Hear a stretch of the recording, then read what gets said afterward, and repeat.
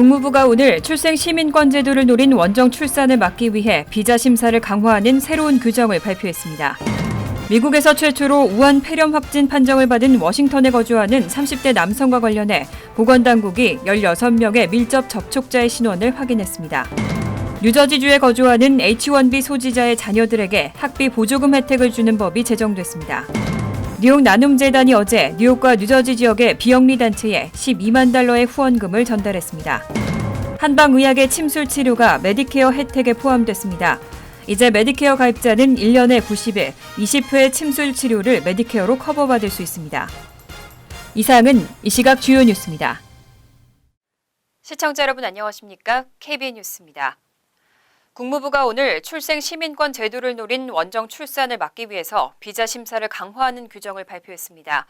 대선을 앞두고 보수층 결집을 위한 조치라는 평가와 함께 실제 여성의 임신 여부를 확인하기가 쉽지 않아서 효용성이 없을 것이라는 지적도 나오고 있습니다. 보도에 김찬래 기자입니다. 미국 정부는 오늘 관광 비자 발급 심사를 강화함으로써 원정 출산을 제한하는 새로운 비자 규정을 발표했습니다. 국무부가 마련한 규정은 원정 출산이 목적인 미국 입국은 관광용인 비비자 발급을 허용할 수 없는 이유로 분류됩니다. 이 규정은 내일부터 적용됩니다. 영사가는 비자 신청자가 원정 출산을 주 목적으로 미국을 방문할 의향이 있다고 믿을 만한 이유가 있을 때 비자 발급을 거부하도록 했습니다. 또 의학적 필요에 의해 미국을 찾는 임산부는 교통비와 생활비를 포함해 치료에 필요한 의료비를 충당할 만한 능력을 갖고 있음을 증명해야 합니다. 이번 조치는 트럼프 대통령이 반이민 정책의 연장선상에서 출생 시민권을 손보겠다고 해온 공언의 일환으로 여겨집니다. 또 11월 대선을 앞두고 보수층 표심을 얻기 위해 반이민 정책 기치를 다시 내걸겠다는 의도를 드러낸 것으로도 평가됩니다. 하지만 실무에서 어려움이 적지 않을 것이라는 지적도 나오고 있습니다. 영사관은 비자 심사 때 여성이 임신을 했는지 또 임신할 의향이 있는지 물을 권리가 없어 임신 여부를 확인할 방법이 마땅치 않고 관광 목적인지 출산 목적인지를 구분하기도 쉽지 않다는 지적입니다. KBN 뉴스 김찬래입니다. 미국에서 최초로 우한 폐렴 확진 판정을 받은 워싱턴에 거주하는 30대 남성과 관련해 보건당국이 밀접 접촉자 16명의 신원을 확인했습니다. 보건당국은 이들의 질병 징후를 면밀히 감시하고 있습니다. 멕시코와 브라질에서도 의심 환자가 발생해 보건당국의 모니터링을 받고 있습니다. CNN은 워싱턴주 보건당국을 인용해 조사관들이 미국 내 첫 신종 코로나 바이러스 확진 판정을 받은 30대 남성의 밀접 접촉자 16명을 식별했다고 보도했습니다. 현지 보건당국은 신원이 확인된 밀접 접촉자들이 질병 징후를 보이는지 여부를 면밀히 감시하고 접촉자들에게 매일 연락해 발열 또는 기침 여부 및 질병 징후 진전 여부를 확인한다는 방침입니다. 다만 징후가 없다면 접촉자들을 상대로 자가 격리를 요구하진 않을 계획입니다. 보건당국은 감염자와 반경 6피트 내에서 접촉한 이들을 밀접 접촉자로 분류합니다. 함께 식사를 하거나 회의를 한 인물 등이 밀접 접촉자에 포함됩니다. 한편 미국에 이어 멕시코와 브라질에서도 의심 사례가 발견됐습니다. 멕시코 뉴스데일리는 57세 남성이 우한 폐렴 의심 증세를 보이고 있다고 보도했습니다. 이 남성은 중국 우한을 방문했다가 지난 10일 멕시코로 돌아온 것으로 알려졌습니다. 브라질에서도 의심 사례가 보고됐습니다. 브라질 보건당국은 35세 브라질 국적 여성을 우한 폐렴 발병 의심 사례로 모니터링 중이라고 밝혔습니다. 이 여성은 최근 중국 상하이를 방문했다가 지난 18일 브라질로 돌아왔고 약간의 호흡기 증세를 보이는 것으로 알려졌습니다. 뉴저지주에 거주하는 H1B 소지자의 자녀들에게 학비 보조금 혜택을 주는 법이 제정됐습니다. 지난 21일 필머피 주지사의 서명을 통해서 즉시 발효됐는데 뉴저지 고등학교에 3년 이상 재학한 후 졸업하거나 검정고시에 합격하는 등 몇 가지 조건을 충족하면 학비 보조를 받을 수 있습니다. 필머피 뉴저지 주지사가 전문직 취업비자 소지자의 자녀에게도 거주민 학비를 제공하도록 하는 법안에 서명했습니다. 뉴저지 주내에 살고 있는 학생들은 거주민 학비 제도를 통해 뉴저지 주내 공립대학에 진학하면 타주 학생들과 달리 학비를 할인받을 수 있습니다. 이 제도를 H1B 비자 소지자의 자녀들에게도 제공하고 혜택 대상을 확대하겠다는 방침입니다. 2018년 5월 빈 고팔, 테레사 루이즈 주 상원 의원 등이 발의한 법안은 올해 주 상하원 본회의를 통과했고 21일 머피 주지사의 서명을 통해 즉시 발효됐습니다. 제정된 법에 따르면 대상은 H-1B 비자를 소유한 부모를 가진 뉴저지주 학생으로 주내 고등학교에 3년 이상 재학했고 주내 고등학교의 졸업자 또는 검정고시 합격한 후 현재 입학 예정 또는 2013-2014학년도 가을 학기 이후 입학 등의 조건을 충족하면 학비 보조금 혜택을 받을 수 있습니다. 이 밖에 머피 주지사는 가양 전자담배 금지와 복권 당첨자 신원 공개 거부 법안 등 150여 개의 법안에 서명했습니다. 한인 및 미주 사회에 기부 문화를 확산시키고 있는 뉴욕 나눔재단이 어제 후원금을 배분하는 행사를 열었습니다. 뉴욕과 뉴저지 지역의 비영리 단체에 12만 달러의 후원금을 전달했습니다. 임동규 기자가 다녀왔습니다. 기부 문화를 확산시키고 한인 및 미주 사회를 지원하기 위해 활동하는 뉴욕 나눔재단이 뉴욕 뉴저지 지역 비영리 단체에게 후원금 총 12만 달러를 전달했습니다. 뉴욕 나눔재단은 어제 저녁 포트리 더블트리 호텔에서 후원금 배분 행사를 열고 저소득층과 장애, 이민자 노동 문화 등의 분야에서 봉사하는 한인 비영리 단체 12곳을 선정해 지원금을 전달하였습니다. There are generally one or two, maybe three staff members who don't get recognized, but they do tremendous work. They do meaningful work to the community.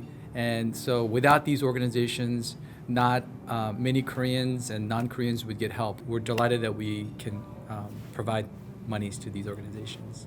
나눔재단은 코리안 아메리칸 패밀리 서비스 센터에게 15,000달러를 전달하였고 KCC 한인 동포회관, 시민참여센터, 이노비, 미주 한국어 재단 등 10곳에 10,000달러를, 코리안 아메리칸 스토리에게 5,000달러를 각각 지원했습니다. 참 장학생들을 위해서 이거 우리가 신청을 했고 그 장학생들이 빨리 공부할 수 있게 한다는 건 굉장히 저희 재단인을 위해서든지 한국어에서 국제화되는데 굉장히 중요한 역할을 할 수 있어서 굉장히 고맙게 생각을 합니다. 이것이 우리한테는 굉장히 큰 도움을 주고 용기를 줄 수 있는 거기 때문에 그것이 저희에게는 가장 좋은 기회를 준 것 같아서 우리 나눔자에 고맙게 생각을 하고 있습니다. 뉴욕 나눔재단은 비영리 단체 후원 활동은 한인 지역 사회의 기부를 받아 이뤄지고 있다며 이웃들을 위해 봉사하는 단체들을 돕는데 한인 사회에 많은 관심과 참여가 있기를 바란다고 강조했습니다. KBN 뉴스 임동규입니다. 한방의학의 침술 치료가 메디케어 혜택에 포함됐습니다. 이제 메디케어 가입자는 1년에 90일, 20회의 침술 치료를 메디케어로 커버받을 수 있습니다. 1차적으로는 만성 요통 환자에게 적용되는 것으로 발표됐는데요. 한의학계는 드디어 동양의학인 침술의 효능이 인정받았다며 환영하고 있습니다. 메디케어 서비스 센터는 21일 만성 요통을 겪는 가입자에 대한 침술 치료를 메디케어가 커버해주는 방안이 최종 결정됐다고 발표했습니다. 한의학계는 이와 같은 결정이 주류 사회가 침술의 효능을 인정한 것으로 본다고 밝혔습니다. 가주 한의사협회의 한 관계자는 동양의학이 주류 사회에 들어가게 된 획기적인 사건이라며 지난해 당국이 오피오이드의 부작용을 대체할 방법으로 침술을 인식하기 시작했고 이에 따라 메디케어가 커버해주는 방안이 추진된 것이라고 설명했습니다. 또 주류 사회에 동양의학을 전달할 수 있는 좋은 기회라며 이를 계기로 다른 질환들에 대한 치료와 처방에도 한의학이 활용되기를 기대한다고 덧붙였습니다. 트럼프 행정부는 그동안 오피오이드와의 전쟁을 선포하고 20억 달러 규모의 예산을 책정해 오남용을 막기 위한 정책을 펼쳤습니다. 메디케어 측은 통증 치료 옵션의 확장은 오피오이드 위기를 극복하기 위한 트럼프 행정부의 핵심 정책이라며 많은 증거와 임상 결과를 토대로 침술의 효능에 대한 결론을 얻을 수 있었다고 설명했습니다. 이자 메디케어 가입자는 1년에 90일, 20회의 침술 세션으로 진료를 받을 수 있습니다. 2019년 소득분에 대한 세금 보고가 오는 27일부터 시작됩니다. 연방국세청은 올해 1억 5천만 건 이상의 세금 보고가 진행될 것으로 전망하고 있습니다. 표준 공제액이 소폭 상향 조정됐지만 큰 변화는 없이 지난해와 비슷할 것으로 보입니다. 오는 27일부터 2019년 소득분에 대한 세금 보고가 시작됩니다. 연방국세청은 올해 세금 보고 기간 동안 1억 5천만 건 이상의 세금 보고가 진행될 것으로 전망하면서 시즌이 지난해와 유사하다면 납세자들이 평균 2,800달러를 환급받을 것으로 예측했습니다. 올해 세금 보고 마감일은 4월 15일이지만 10월 15일까지 연장 신청이 가능합니다. 한편 USA 투데이는 세금 보고 시작을 앞두고 납세자들이 알아야 할 주요 사항에 대해 보도했습니다. 올해는 연방개정세법이 적용되는 2년차로 세금 보고에 있어 큰 틀의 변화는 없지만 변경된 내용들도 있습니다. 일단 표준 공제액이 소폭 상향 조정됩니다. 개인 보고는 12,400달러, 부부 합산 보고는 24,800달러로 각각 200달러와 400달러 더 많아졌습니다. 개인 소득에 대한 소득 구간 기준도 소폭 오르지만 인플레이션을 감안한 수준일 뿐 2019년 세율과 비교해 크게 달라진 점은 없습니다. 한편 국세청은 수년 동안 전자세금 보고를 활용할 것을 권장하고 있습니다. 특히 연간 조정 총소득이 6만 9천 달러 이하인 납세자들을 대상으로는 프리 파일 프로그램을 무료로 제공한다며 올해에도 적극 활용할 것을 권고하고 있습니다. 이 밖에 연방재무부와 국세청은 납세자들에 대한 미납 세금 내용 통보는 절대 전화가 아닌 편지를 이용한다고 거듭 강조하며 사기에 주의할 것을 당부했습니다. 한인들이 많이 살고 있는 뉴저지 버겐 카운티의 수돗물에서 또다시 발암물질이 검출됐습니다. 과불화 화합물이 무려 51.4ppb나 검출됐는데 원래는 1ppb 미만으로 검출돼야 안전하다고 하는데요. 주민들의 건강이 우려되고 있습니다. 하지만 연방정부 차원의 기준치가 없어서 법적 규제도 어려운 상황입니다. 비영리 환경운동기관인 EWG는 22일 미 전국 44개 주요 도시의 수질 검사 결과를 발표하고 버겐 카운티의 수돗물에서 발암물질로 알려진 과불화 화합물이 검출됐다고 밝혔습니다. 이번 결과는 지난해 8월 채취된 수돗물 샘플을 조사한 것으로 버겐 카운티 수돗물에서 검출된 과불화 화합물의 수치는 51.4ppb입니다. EWG의 전국 조사 지역 가운데 네 번째로 높았습니다. 과불화 화합물은 주요 패스트푸드의 포장 용지와 특수 코팅 냄비, 방수 의류나 얼룩 방지 카펫 등에 폭넓게 사용하는 화학 성분으로 신장 암과 고환암, 갑상선 질환과 고지혈증, 저체중아 등과 연관이 있고 면역 체계에도 영향을 미치는 것으로 알려져 있습니다. 뉴욕시 수돗물에서도 과불화 화합물이 검출됐지만 수치는 2.3ppb로 버겐 카운티보다는 상대적으로 낮았습니다. 하지만 EWG는 수치가 1ppb 미만으로 검출돼야 안전하다고 설명했습니다. 뉴욕시와 버겐 카운티 식수에서는 2012년부터 2017년에도 다수의 인체 유해 물질이 검출된 바 있습니다. 하지만 과불화 화합물은 연방정부 차원의 기준치 자체가 없어 규제가 쉽지 않은 것으로 알려져 있습니다. 환경단체들은 수돗물 발암물질에 대한 법적 규제를 보다 강화해야 한다고 주장하고 있습니다. 뉴저지주 법원이 잉그루드 클립스타운에 저소득층 아파트 347채를 공급하라고 판결한 바 있죠. 잉그루드 클립스 정치권이 즉각적으로 항소 입장을 밝히고 초당적으로 협력하겠다고 나섰습니다. 뉴저지주 법원은 지난 17일 잉그루드 클립스타운 정부를 상대로 저소득층 아파트 347채를 공급해야 한다고 판결한 바 있습니다. 이와 관련해 공화당인 마리오 크렌잭 시장은 즉각 항소 입장을 밝혔고 그간 크렌잭 시장과 정치적으로 대립을 계속해온 잉그루드 클립스 민주당 소속 시의원들도 항소를 위해서 크렌잭 시장과 협력하겠다고 밝혔습니다. 민주당 소속 글로리아오 시의장은 잉그루드 클립스 주민들은 과도한 저소득층 아파트 공급 명령이 지역사회에 줄 영향을 우려하고 있다며 전체 주민들을 위해 힘을 합쳐야 할 때라고 강조했습니다. 이에 공화당 측은 협력 의사를 반기면서도 지난해 민주당 시의원들이 주도했던 아파트 개발사 노르만디와의 협상 내용 등을 투명하게 공개하는 등 실질적인 노력이 뒤따라야 할 것이라는 입장을 밝혔습니다. 주 법원은 잉그루드 클립스타운 정부에 347채의 저소득층 아파트를 공급하라고 판결하면서 90일 내에 174채의 건립을 위한 타운 조닝 변경을 명령했습니다. 지역 주민들은 법원 명령에 따라 대규모 아파트가 건설되면 인구 과밀 등으로 인한 삶의 질 하락과 재산세 인상 등을 우려하고 있습니다. 메트로폴리탄 교통공사가 차세대 전철 차량의 모델을 공개했습니다. 각 차량 사이에 아코디언처럼 생긴 통로가 있어서 오픈 갱웨이 열차로도 불리는데 스태튼 아일랜드에서 올해 말까지 시범적으로 운영됩니다. 메트로폴리탄 교통공사가 21일 소셜미디어를 통해 차세대 지하철 열차 모델 R211을 공개했습니다. 이 모델은 통로가 있는 열차란 뜻의 오픈 갱웨이 열차로 불립니다. 새 열차는 차량 사이를 잇는 공간에 마치 아코디언처럼 생긴 통로가 있어 승객이 차량 사이를 안전하게 오고 갈 수 있도록 설계돼 있습니다. 기존 열차에 비해 열차 통로 간의 길이도 조금 늘어났고 문의 크기도 8인치 늘어났습니다. 또 승객을 위해 통로에 손잡이도 설치될 것으로 알려졌습니다. 메트로폴리탄 교통공사는 기존 열차에서는 이동 시 자칫 잘못하면 추락 사고가 일어날 수 있던 문제를 새 열차가 해결해 줄 것으로 기대하고 있습니다. 열차 내부 창가 위쪽에는 전자식 스크린 모니터가 설치돼 승객들에게 광고와 함께 실시간 정보를 제공하고 와이파이를 제공할 수 있는 장비와 스마트폰 충전 스테이션, 감시용 카메라도 장착될 예정입니다. 메트로폴리탄 교통공사는 스태튼 아일랜드에서 올해 말까지 시범적으로 운행하겠다는 계획입니다. R211 열차는 가와사키 열차가 생산하고 있는데 메트로폴리탄 교통공사는 당초 5,240만 달러로 10대를 주문해 시범 운행하기로 했다가 14억 달러를 추가해 총 532대를 주문했습니다. 시범 운행이 끝난 뒤 평가가 좋으면 최대 1,612대까지 늘려갈 예정이라고 밝혔습니다.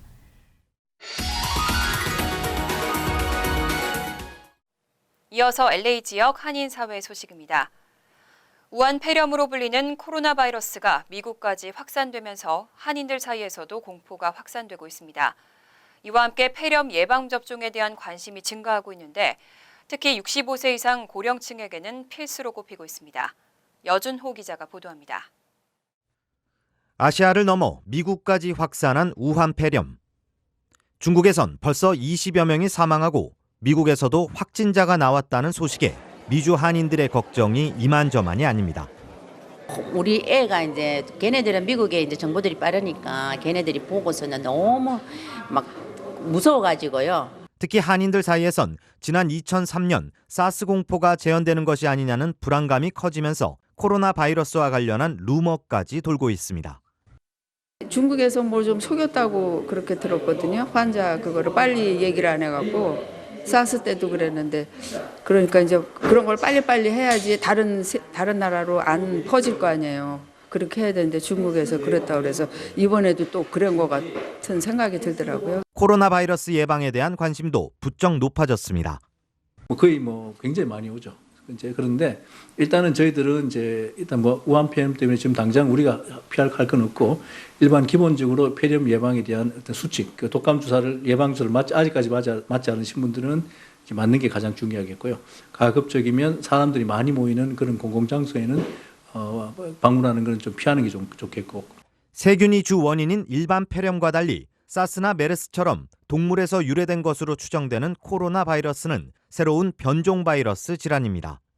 항생제 등의 뚜렷한 치료약이 없기 때문에 현재로선 감염될 경우 항바이러스제로 증상을 완화하거나 면역력을 키우는 게 유일한 치료법입니다. 반면 일반 폐렴은 항생제나 예방접종을 통해 치료가 가능합니다. 특히 면역력이 약한 65세 이상 고령층이 폐렴 예방접종을 받을 경우 그렇지 않은 경우보다 폐렴으로 인한 중환자실 입원율이나 치사율이 최대 40%까지 감소하는 것으로 알려졌습니다. 왜냐하면 65세가 되게 되면 이제 우리가 일반적으로 면역 기능이 많이 떨어지고 폐렴이 걸렸을 때 그로 인한 치사율이 폐렴 쌍둥이 같은 경우는 30% 가까이 되니까 그 때문에 그 이유 때문에 이제 특정 인구 65세 이상의 노약자들에게 이제 폐렴 예방 주사를 권하고요. 젊은 분도 맞으셔도 돼요. 폐렴 예방접종은 보통 65세 이상일 경우 한 번만 맞으면 되지만 65세 이전에 접종을 받았다면 5년 후 다시 재접종을 해야 합니다. MBC 뉴스 여준호입니다. 캘리포니아주가 운전하기 힘든 최악의 주를 조사한 순위에서 4위로 꼽혔습니다. 금융정보 웹사이트 월렛 허브가 교통 체증, 차량 절도율, 개솔린 가격 등 31개의 요소를 분석한 결과 캘리포니아주가 전국에서 운전하기 힘든 최악의 주 4위로 꼽혔습니다. 캘리포니아주는 러시아워 동안 교통 혼잡이 가장 심한 지역으로 조사됐으며 개솔린 가격 역시 전국에서 두 번째로 비싼 것으로 나타났습니다. 특히 차량 절도 범죄율도 전국에서 5번째로 높은 것으로 집계됐습니다. 이번 조사에서 운전하기 가장 좋은 지역은 아이오와주로 선정됐습니다. 간추린 소식입니다.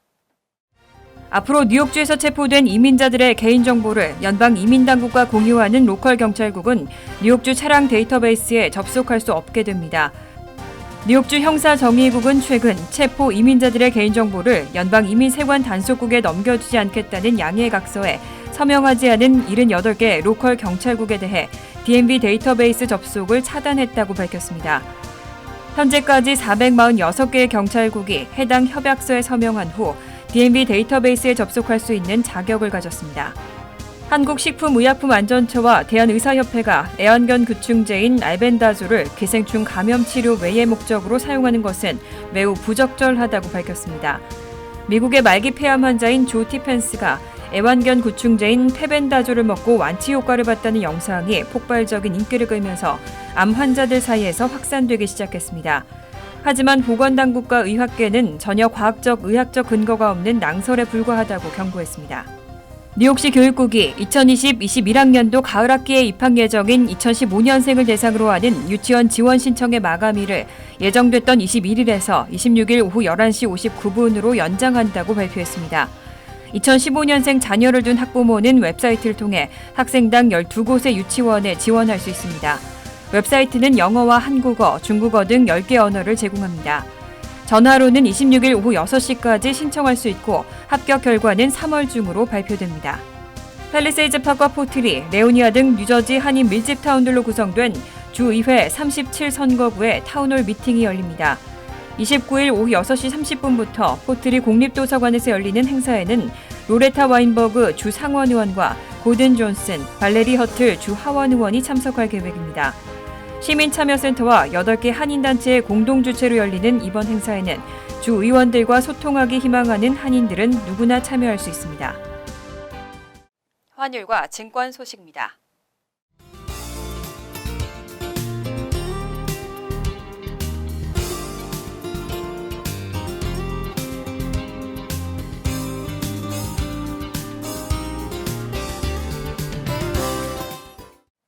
이어서 날씨입니다. 금요일은 구름이 많겠고 대기의 질이 좋지 않아서 주의를 하셔야겠습니다. 낮 최고 기온은 48도, 섭씨 9도, 밤 최저 기온은 39도, 섭씨 4도로 예상됩니다. 토요일은 비가 오겠습니다. 일요일은 흐린 가운데 때때로 비나 눈이 오는 곳도 있겠습니다. 이상으로 KBN 뉴스를 마칩니다. KBN과 함께 즐거운 저녁 되시기 바랍니다.